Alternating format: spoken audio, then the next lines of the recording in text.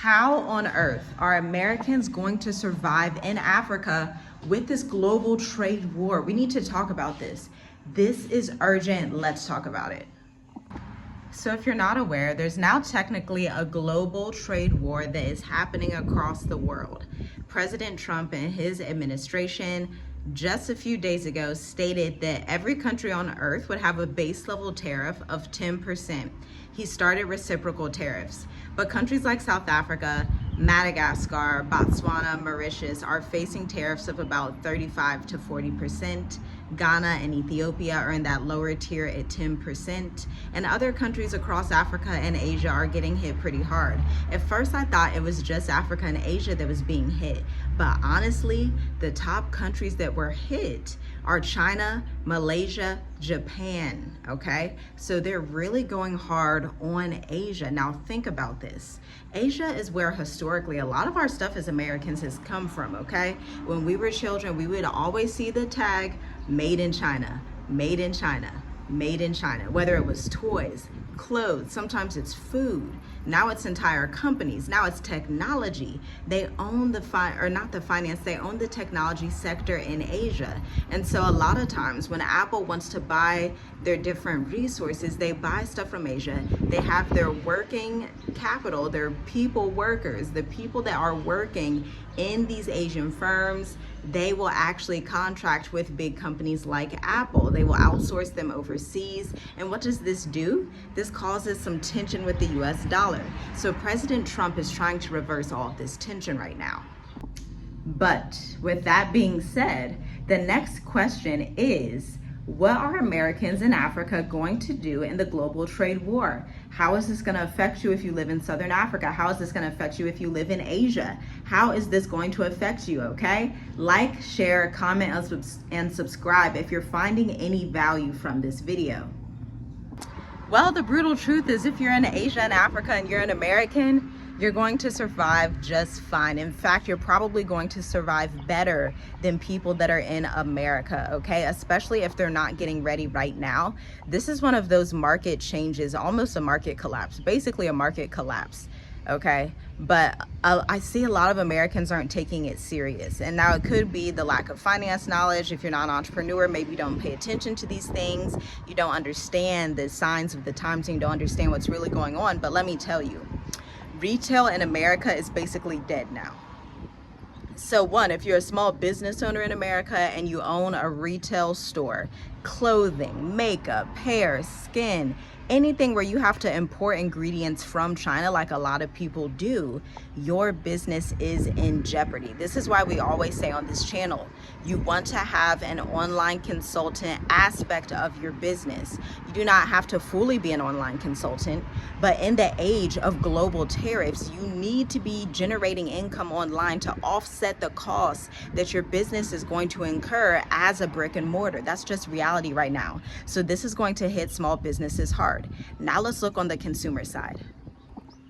So on the consumer side, the average American is going to end up paying 4 times the regular price depending on the tariffs of that specific country, because that means when that country sends products, ingredients, supplies into America, they already have to upcharge the price to meet the current market rates with the global tariffs. This means your cost of living dramatically increases as an American. Now we need to talk about why this is not going to hit Africa and Asia as hard, and it's absolutely going to shock you. You're literally going to be shocked, but I've been in Africa for 5 years.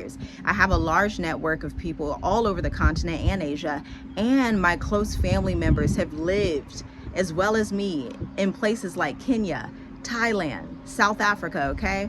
I've been to Tanzania, Mauritius, Zambia, Kenya, and so I'm well traveled, and I'm about to share these matters with you because American media does not tell you these things. I've been learned here in Mauritius, y'all. Let me put it like this. Americans think that everybody depends on them, but when you look at the data, when you look at the import exports that America provides for other countries, it's very low. Let's break it down. I gotta break this down.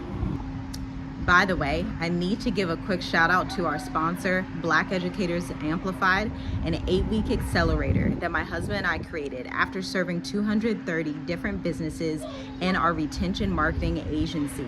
Now we are giving you the same tools that corporations use and hire us on contract for to scale their firms. We want to apply this to your small Black business. Why? Because we believe the people in our community and the little man matters as well.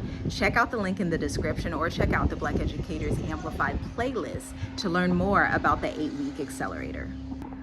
So I want you to picture you live in, actually I'm gonna do this through storytelling.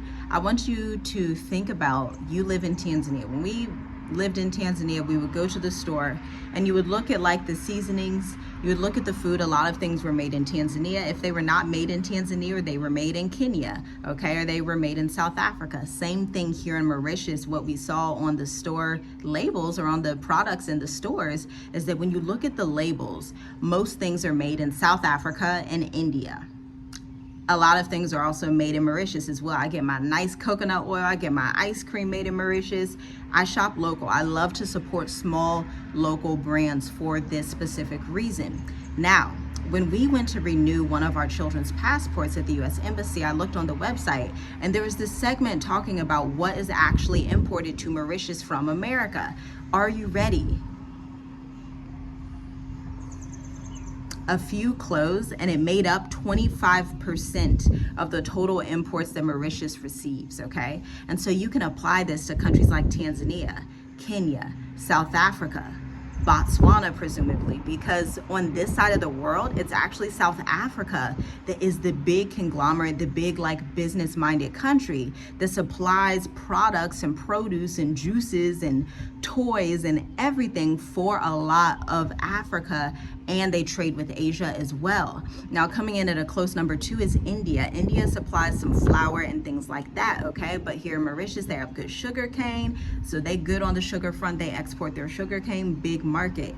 But listen, this is why the cost of living in Mauritius and Africa as a whole, even Asia, is not going to go crazily up. One, these countries are very modest, so they are not very capitalistic, especially when we're talking about East African and Asian societies. By default, these societies do not implement capitalism when things hit the wall. Typically what the community will do, they will start to look around, look at their neighbors, look at the network. They won't buy as much, so you'll be in some chapati, you'll be in some roti, okay? They'll be eating some rice and beans, but they know how to maneuver economic crisis, okay? They know how to maneuver in a way that Westerners just don't understand. And so while the cost of living rises in America, in Canada, in the UK, and Germany, the cost of living in Africa and Asia is gonna just rise slightly a little, but the inflation is not going to hit like it does in the West. And so for Americans that are living in Africa and Asia, they are going to be able to benefit. And so if you're someone that's thinking at this time, I feel a lot of tension, we felt this in 2020, feeling a lot of tension, you can see the world is not going to be the same as it was, and we were like, we just want to go and make the move. Now, we do not suggest making the move without having an online business, and we do not mean just an LLC that's sitting there. Like, actually run your online business, have clients, have repeatable processes, work with a business mentor, okay? And our business mentor is still in America, and we're still in contact with that person. They actually go back and forth between America and Nigeria, but that's neither here nor there. If you are serious about wanting to move in these times and you're like, okay, I'm continuing to see the writing on the wall, make sure your ducks are in a row. Make sure you have an online aspect of your business. I have to keep saying this because even when you come to Africa and when you come to Asia, there's going to be, you got to set aside a budget for waste. I'll put it like that. You're going to waste money. Money is going to literally just fly down the drain. And so you want to have an online buffer because costs are going to accumulate quickly. If anybody has run a business, you know that's just the rules of business. Then you add on to it coming to a continent like Africa, or if you're traveling Asia, then you need to think about these things. You want to diversify the way that you run your business. So if you are a wellness brand that just sells wellness products, maybe you sell coconut oil, some essential oils or something like that, you need to add an online aspect, either B2B or B2C courses or workshops or trainings. I've told you guys on the Black Educators Amplified playlist, my mom, when she was younger and we were young, she would do workshops on the weekends at nursing home facilities, okay? So it was B2B business because the actual nursing home facilitators would pay for her to come in and teach these workshops to elders. Now you can do the same thing online and work in a multitude of different economies, and you have an account like Wise, y'all should check out Wise, and you can hold different currencies. This is the end time strategy that you need to use if you do not want to be on the losing side of this economic trade war. And always, you want to be reading your scriptures. You want to check out Revelations 12. You want to check out Revelations 18, because these things are happening in real time. Now, tell me your biggest takeaway down below. I'll see you next time in the next video. Shalom, shalom.